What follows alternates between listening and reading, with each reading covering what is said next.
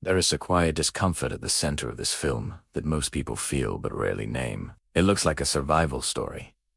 It feels like a spiritual fable. But underneath, it's something more unsettling. A story about how the human mind protects itself when reality becomes unbearable. This is Life of Pi, a drama that wears beauty on its surface while slowly guiding the viewer into a moral corner. It doesn't rush.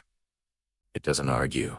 It simply asks you to watch closely, then decide what you can live with. The story begins far from the ocean, in a place defined by structure and belief. A childhood shaped by order, by routines, by the idea that the world can be understood if you pay attention. Animals are not symbols yet.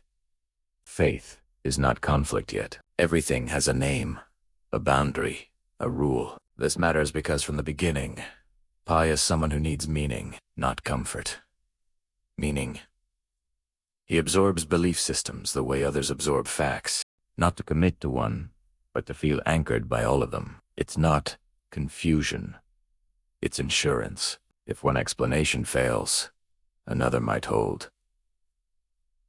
That instinct will save him later. As a boy, he's drawn to danger, not out of recklessness, but curiosity. He wants to see how close he can get without crossing the line. He learns early that boundaries exist for a reason, but also that understanding them requires proximity. This balance between caution and curiosity quietly defines him. Then the world collapses without warning. The transition is sudden, violent, and unfair. One moment there is direction, the next there is only motion. The ocean doesn't care about belief or intelligence or preparation.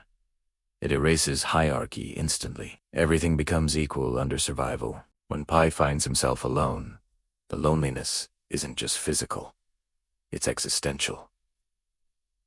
There is no audience, no validation, no system to appeal to. Only hunger, fear, and time stretching endlessly forward. And then there is the tiger. At first, the presence feels impossible. Not just dangerous, but illogical. A living contradiction sharing the same fragile space. This is where the film quietly turns. Because instead of treating the animal as a metaphor, the story treats it as a problem. A real, breathing, unpredictable problem that demands constant attention. Fear becomes routine. Survival is no longer about escape. It's about management. Space is divided. Resources are rationed. Control is attempted, then revised. Pi doesn't conquer the tiger. He negotiates with it, learns its patterns, respects its boundaries, and in doing so, something subtle happens. The tiger gives structure to chaos. Every day now has purpose.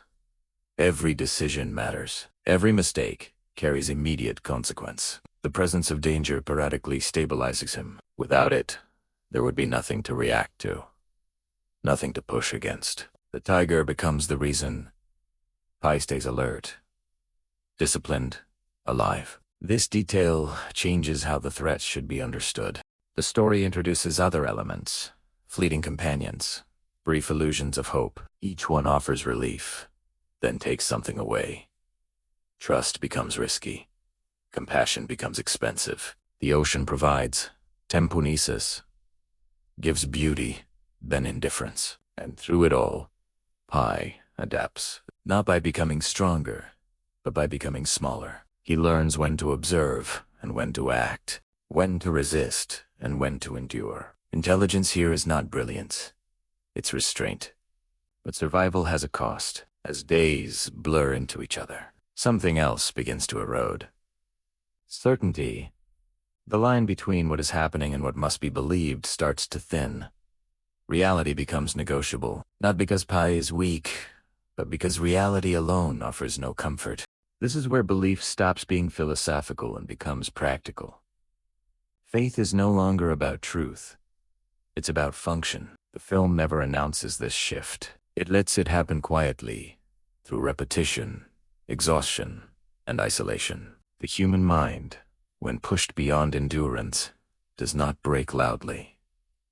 It edits, it reframes. It selects details that allow continuation. This is where many viewers misunderstand the story. They see beauty and symbolism and assume intention. But what they're re-witnessing is adaptation.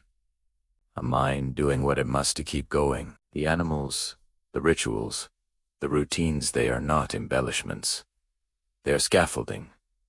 And scaffolding is temporary by design. As the journey stretches on, survival becomes almost mechanical, less emotional, less reflective.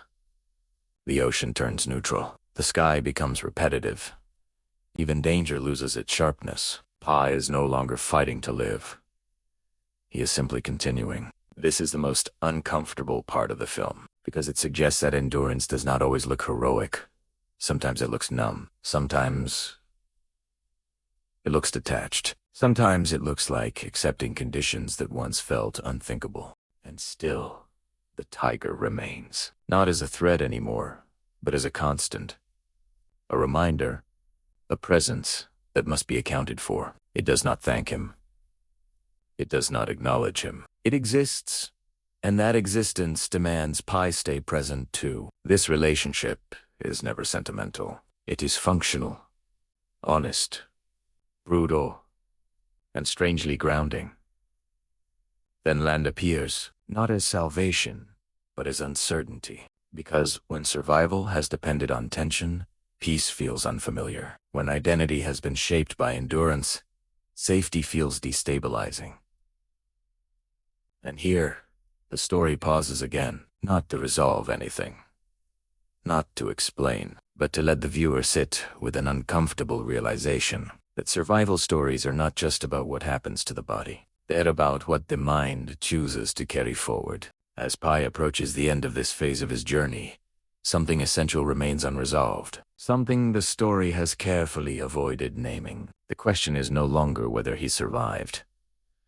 The question is, what version of reality survived with him? And that question hangs quietly, waiting.